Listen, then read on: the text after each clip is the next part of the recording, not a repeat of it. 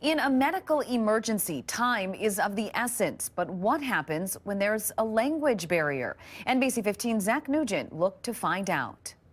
Lee, it happens in our area more often than you may think, but new technology and expanding services are helping those in the local health field treat patients who speak almost any language.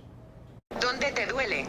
This smartphone app is one of several being used more and more by paramedics. If you hit the microphone button, you can say it into the phone, and then you can have the person repeat into the phone what their answer to that is, and then it'll translate back to English for you. It may not be perfect, but when seconds matter and a language barrier exists, it can be extremely helpful. And that's just it. We don't have the time. We try to make as much time as we can in the back of the ambulance, but imagine if my transport is 15 minutes.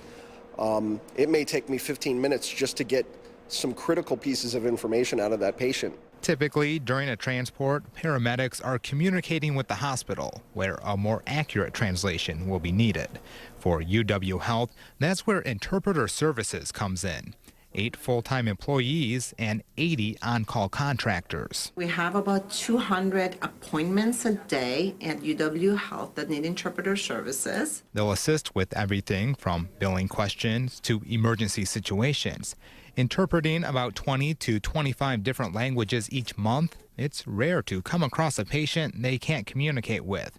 But in those few instances, we have a phone interpreting service, and we have also a video interpreting service that uses an iPad. The job is 24/7 and comes with pressure for these often unsung heroes. We always say in our lives as interpreters that we really are part of the life and death decision making for our patients.